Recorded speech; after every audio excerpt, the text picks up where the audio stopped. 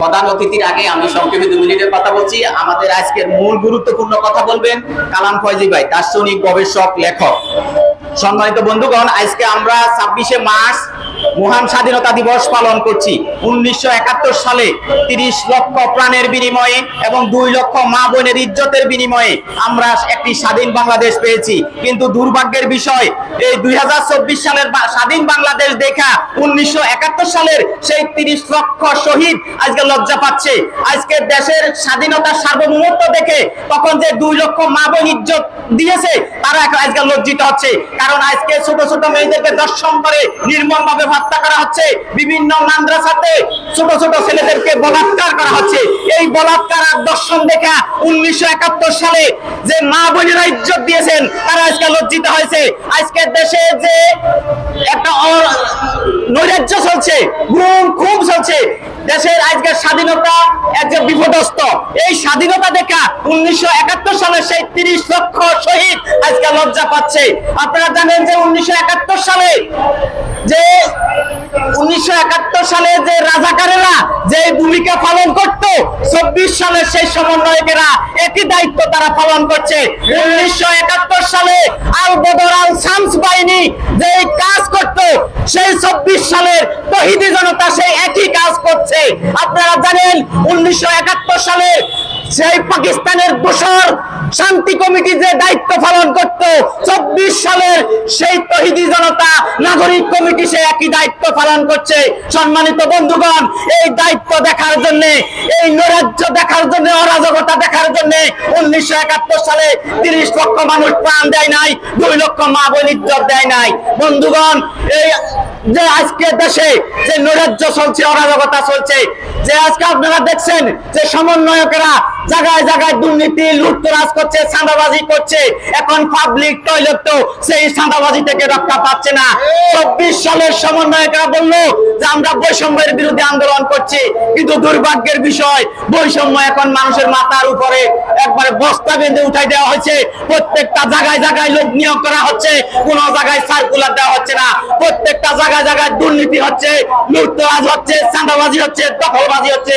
কিন্তু এই যে 24 সালে যে সমস্ত ছাত্র জনতা রক্ত দিয়েছে, তারাও তাদের দোসর ভাইদের এই অবস্থা দেখে 24-এর নিহতরা, আহতরা এখন লজ্জা পাচ্ছে। সম্মানিত বন্ধুগণ, যে আজকে আপনারা বললেন যে আমাদের যে অন্তর্বর্তী সরকার একটা নির্দলীয় নিরপেক্ষ সরকার হওয়ার কথা, কিন্তু দুর্ভাগ্যের বিষয় অন্তর্বর্তী সরকার কোন নির্দলীয় নিরপেক্ষ নয়। এরা 2-3টা দলের এজেন্ডা বাস্তবায়ন করছে, 2-3টা দলকে চাঁদাবাজি করার, লুটতরাজ করার সুযোগ করে দিচ্ছে। বন্ধুগণ, আপনারা জানেন যে 5ই আগস্টে দেশে সরকার গণঅভ্যুত্থানের পর সরকার পরিবর্তন হওয়ার পরে 20শে সেপ্টেম্বর অন্তর্বর্তী সরকার একটা প্রজ্ঞাপন জারি করেছিল যে অন্তর্বর্তী সরকারের যারা উপদেষ্টা আছেন এবং সমমর্যাদার ব্যক্তি আছেন তারা 15 দিনের ভিতরে তাদের আয় ব্যয়ের হিসাব দিবেন। কিন্তু দুর্ভাগ্যের বিষয় গত 7 মাসেও যে এই উপদেষ্টারা তাদের আয় ব্যয়ের হিসাব দেন নাই। এখন জনগণ মনে করতেছে যে অন্তর্বর্তী সরকারের এই উপদেষ্টারা তাহলে দুর্নীতি করতেছেন, চুরি করতেছেন। এই দুর্নীতিবাজ চোর উপদেষ্টাদেরকে দিয়ে আর যাহা কিছু হোক বাংলাদেশে কোনো সংস্কার হবে না। জনগণ এই দুর্নীতিবাজ চোর উপদেষ্টাদের থেকে এখন মুক্তি চায়।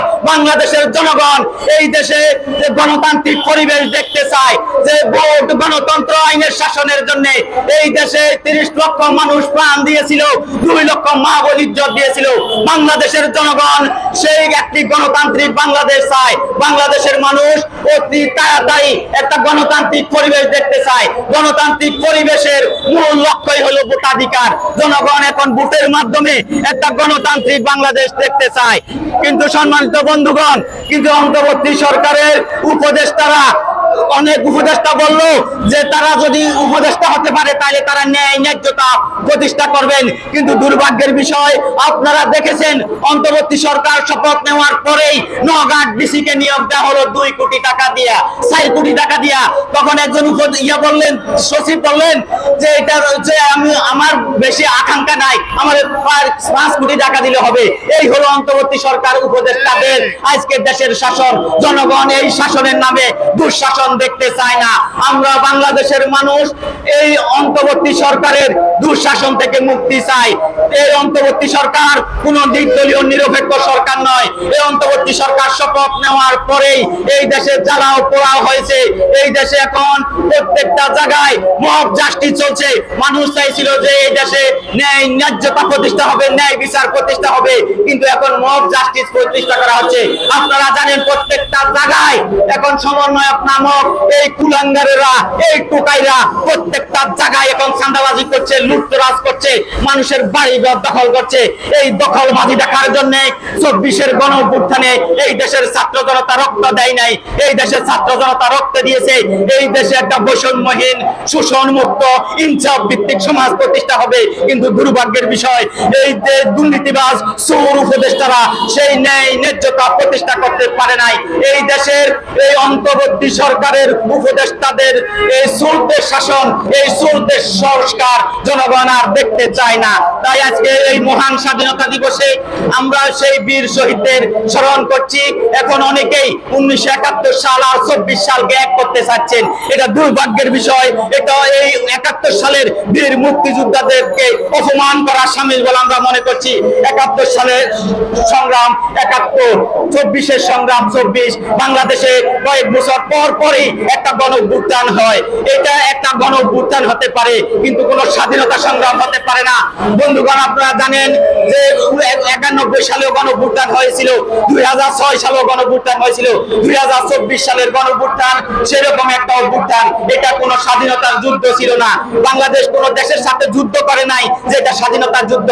তাই 24-এ যে সমস্ত ছাত্র জনতা আহত হয়েছে, নিহত হয়েছে, তাদের যেমন ন্যায় বিচার পাওয়ার অধিকার আছে, সেই সময় অসংখ্য পুলিশ সদস্য আহত হয়েছে, নিহত হয়েছে। আমরা সেই পুলিশ সদস্যদেরও ন্যায় বিচার চাচ্ছি। অন্তর্বর্তী সরকার ক্ষমতা নেওয়ার পরে বলেছিল যে যে সমস্ত ছাত্র জনতা আহত হয়েছে, নিহত হয়েছে, তাদের পরিবারকে 30 লক্ষ টাকা করে ক্ষতিপূরণ দিবেন। কিন্তু দুর্ভাগ্যের বিষয়, তখন অসংখ্য পুলিশ সদস্য, আইন শৃঙ্খলা রক্ষাকারী বাহিনীর সদস্য আহত হয়েছে, নিহত হয়েছে, কিন্তু তাদের পরিবারকে কোনো ক্ষতিপূরণ দেওয়া হয় নাই এবং তাদেরকে ন্যায় বিচার পাওয়ার উপর বন্ধ করা হয়েছে। তাদের পরিবার কখনো মামলাও করতে পারছে না। তাই 24-এ ছাত্র জনতার যে ন্যায় বিচার পাওয়ার অধিকার আছে, সেই পুলিশ সদস্য, আইন শৃঙ্খলা রক্ষাকারী বাহিনীর সদস্য যারা আহত হয়েছে, নিহত হয়েছে, তাদের জন্য ন্যায় বিচার নিশ্চিত করতে হবে, তাদের পরিবারকে ক্ষতিপূরণ দিতে হবে। সেই আজকের এই স্বাধীনতা দিবস থেকে আমরা সেই আহ্বান জানাচ্ছি। এখন আপনাদের সামনে মহামূল্যবান বক্তব্য রাখবেন কালাম ফয়েজ।